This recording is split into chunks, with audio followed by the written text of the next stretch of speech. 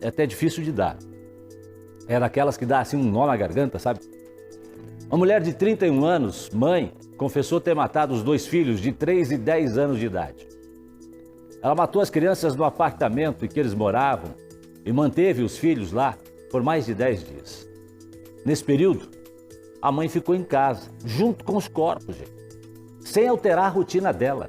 Ou seja, dormindo, acordando, tomando banho, se arrumando, indo trabalhar, voltando para casa, como se nada tivesse acontecido. É muita frieza. Mas o que teria levado essa mãe a fazer isso? Quero saber o seguinte, Bruna Frenner, que está acompanhando esse caso desde ontem, quando foi até Guarapuava, o que a mulher disse à polícia? Por que ela teria matado essas crianças, Bruna? Bem, Jasson, colocamos todas essas respostas na reportagem que a gente preparou. Ontem a nossa equipe, então, foi a Guarapuava e olha só a reportagem que a gente preparou. Joaquim Nardes Jardim, de 3 anos de idade, e Alice Nardes de Oliveira, de 10, estavam há pelo menos 15 dias mortos dentro do apartamento. Eles foram encontrados pela polícia em cima da cama da mãe. Ela teria asfixiado o menino com um travesseiro e a menina, ela teria primeiro cortado um dos pulsos dela e depois ela terminou ali enforcando a menina com um cachecol. Inclusive a menina ainda estava, né, com o cachecol no pescoço. Estavam deitados sobre a cama, o menino de 3 anos virado para a parede, de lado, e a menina de 10 de barriga para cima. Eliara Paz Nardes, de 31 anos, confessou à polícia que matou os filhos no dia 13 de agosto. Ela estava vivendo dentro do apartamento de forma normal, estava se alimentando, estava tomando banho, dormindo. A princípio, pelo que a gente percebeu, na sala, num sofá-cama, né? E as crianças estavam no quarto dos fundos, que era o quarto da suspeita. Ela ficou durante todo esse tempo em casa com os filhos, já sem vida, quando no sábado resolveu ligar para um amigo advogado contando o que havia feito. A escrivã de polícia, que estava de plantão, recebeu uma ligação de uma pessoa se identificando como advogado, dizendo que teria sido acionado, teria sido procurado por telefone pela suspeita e que ela teria relatado a ele que teria matado os seus filhos, 2 crianças, e estaria no apartamento com os cadáveres dessas crianças. Eliara disse para a polícia que matou porque estava cansada. O pai da menina mais velha já é falecido e Eliara não chegou a ficar casada com o pai do caçula. Era ela e os 2 filhos. Ela não aguentaria, não estava mais aguentando prover ali a criação das crianças, e ela falou isso num sentido não só financeiro, mas também afetivo. Ela alegou ali que sempre teria feito tudo muito sozinha, que o pai do menino era muito ausente, o falecimento do pai da menina também já teria causado esse problema para ela e que ela já não estava mais conseguindo arcar. A polícia investiga se os homicídios foram cometidos no mesmo dia. Parece que ela teria dito a esse advogado, ou a um dos advogados que ela procurou, que ela teria matado o menino no dia 13 e no dia 17 a menina. A gente vai precisar realmente aguardar o laudo pericial do IML, porque de fato faz algum sentido essa diferença de datas, posto que o cadáver do menino estava um pouquinho mais... já num estado um pouquinho mais avançado, até um pouco mais esverdeado, com a pele mais inchadinha, realmente estavam diferentes os cadáveres das crianças. De acordo com a polícia, Eliara morava com os filhos neste apartamento no 1º andar do prédio que fica no centro de Guarapuava, isso há aproximadamente 5 meses. Ela não era muito conhecida pela vizinhança. Algumas pessoas notaram a falta das crianças, inclusive o motorista da van escolar. Um dos porteiros ali que a gente conversou, ele chegou a relatar que percebeu, né, a ausência das crianças, inclusive chegou a entrar em contato com ela, eles trocaram algumas mensagens, porém o motorista da van escolar, do transporte escolar, ela não atendia. Os moradores do prédio estão chocados com o que aconteceu. Triste, né? Muito triste. A gente não consegue entender também. Não consegue entender.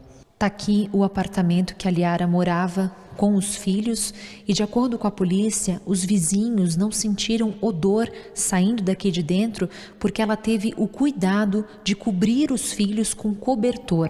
Essa mulher, que prefere não aparecer, é vizinha de porta de Eliara e disse que tentou se aproximar da nova moradora. Eu e a vizinha aqui do lado, a gente falou que o que ela precisasse era só chamar nós.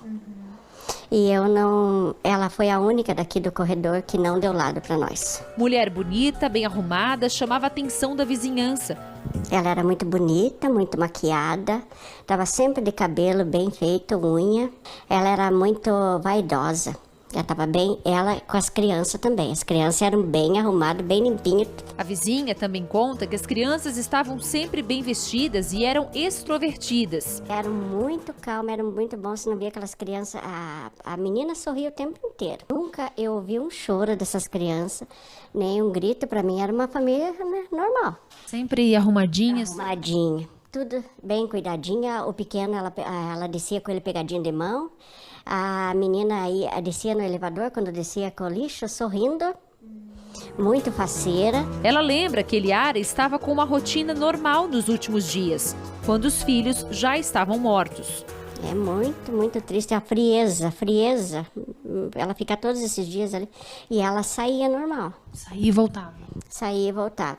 A Polícia Civil de Guarapuava já ouviu a mãe das crianças suspeita de cometer o crime, a irmã dela e também o pai de um dos menores. Eliara deve responder por fraude processual, por mexer na cena do crime, ocultação de cadáver e também por duplo homicídio triplamente qualificado. Eliara está presa no Departamento Penitenciário de Guarapuava e deve ser transferida nos próximos dias para o município de Pitanga, onde há penitenciária feminina. O velório deve acontecer em Santa Catarina, onde está a família das vítimas. Olha, gente, é uma história realmente triste, horrível, macabra, né? Agora vai entender o que levaria a mãe a fazer isso. Ela teria ficado surpresa quando foi presa pela polícia, Bruna. Por quê, Bruna? Travou, ok. Doutora Márcia Marcondes, a mulher teria ficado surpresa quando a delegada deu voz de prisão para ela, em flagrante. Sim. E ela disse que não, porque o crime não teria acontecido naquele dia ou naquela hora. Não se sabia do crime até ali, mas isso é que as pessoas têm essa visão da tal das 24 horas. 24 horas é uma ideia que se popularizou, mas não.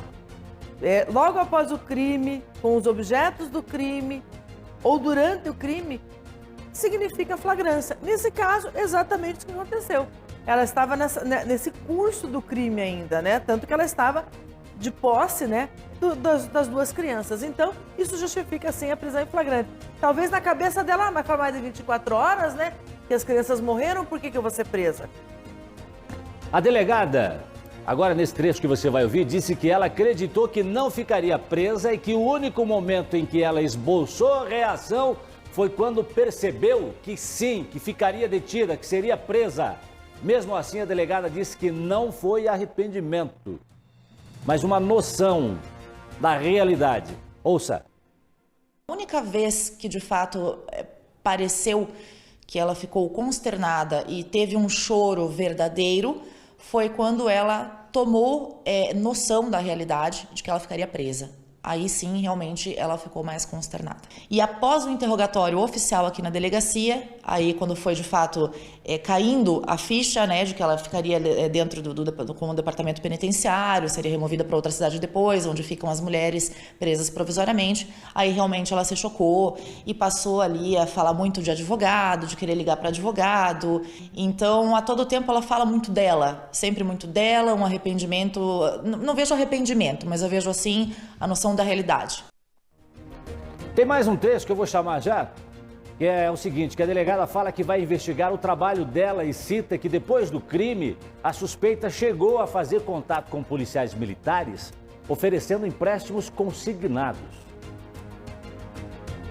Alguns policiais militares que foram procurados por ela para oferta de empréstimos, né, consignados. Nós ouvimos de policiais militares que teriam realmente recebido essas ligações aí em datas que possivelmente seriam após o homicídio das crianças, né? Então a gente precisa ver direitinho qual era esse vínculo que ela tinha, se ela era autônoma, como ela fazia esses empréstimos, se era mediante alguma empresa, se era com carteira assinada. Eu acredito que ela estaria realmente vivendo a sua vida de forma normal, trabalhando de forma normal, mesmo após a morte das crianças e com os cadáveres das crianças no apartamento. Bom, a doutora Márcia está anotando tudo ali no caderninho dela. Já já ela vai comentar. Quero trazer mais um trecho para você. A delegada fala sobre o pai da criança e da relação dela, né, com a suspeita. Veja. O pai, ele de fato reconheceu que não tinha uma ligação muito próxima com a criança, que eles tiveram um relacionamento muito curto e que apenas após o término desse relacionamento é que ele teria tomado consciência ali, tomado conhecimento da gravidez. E ele alegou que sempre pagou a pensão, inclusive ele disse que o desconto é feito em folha de pagamento, pelo banco do qual inclusive ele é funcionário, e ele falou que realmente era bastante difícil o trato com a suspeita, né, que ele sempre, embora ele fosse um pai um pouco ausente, das vezes em que ele gostaria de ver a criança, ele disse que era uma luta bastante grande, todas as vezes que ele tentava aí visitar a criança. Por outro lado, doutora Márcia Marcondes, ela teria dito que estava cansada também de cuidar de toda a situação sozinha. Sabe, já como vocês estão anotando as coisas aqui, a gente vê assim, um humor inconstante, ela sempre muito bem arrumada, bem como as crianças, isso não é para nós, é para os outros, né? Ela se choca, né, quando ela pega e descobre que é motivo para ela ficar presa, porque ela acha que só passou mais um momento da vida dele. Mas uma coisa que me chamou bastante atenção é que se esses eventos aconteceram há 14 dias atrás, ou domingo, há 2 semanas atrás, era o Dia dos Pais. Então nós estamos... A senhora não está querendo dizer que pode ter a ver com uma reação em relação ao pai? Pode ser ao pai, mas sentido. Pode ser a ideia de que é um período em que toda a mídia, todo mundo, né, inclusive nós, né, enaltecemos muito a figura do pai, né? E talvez isso daí tenha entrado dentro da cabeça dela como mais um choque, né? Porque, curiosamente, ela mata primeiro o menino mais novo, né, e tem um pai vivo. Né? Exato. Então parece que, claro, não sou psicólogo, mas você vai vendo o encaixar das coisas. Eu sou muito contra a ideia de que existem coincidências. Eu acho que existem fatos que se encaminham. Talvez isso tenha mexido com ela e o fato de que ela é uma menina de 31 anos que queria viver a vida para frente, mas tinha 2 crianças para cuidar, né? A delegada ainda fala dos próximos passos da investigação, depoimentos continuam, né? Vamos ver o que diz a delegada. Agora a gente vai fazer a comunicação da prisão em flagrante para o juízo, né? O juízo vai decidir se ela permanece presa ou se ela fará jus à liberdade provisória. Aí o inquérito vai seguir em andamento, né? Pelo prazo aí de 10 dias, se ela continuar presa. E a gente vai fazer a juntada aí dos laudos periciais, juntada de documentações, de frequência escolar das crianças, imagens de câmera de monitoramento do prédio, para a gente tentar... não é o que nos parece, mas para a gente exaurir, né, a possibilidade de ter existido a participação de outra pessoa nessa situação e para que a gente consiga de fato ver, né, quando que essas crianças pararam, né, de sair, quando não foram mais vistas. A frequência escolar vai nos ajudar bastante nesse sentido e ouvir também testemunhas, né, que foram mencionadas ali e acabam sendo mencionadas no depoimento das testemunhas. Então a gente vai fazer toda essa apuração, uma vez encerrado vai ser encaminhado ao Ministério Público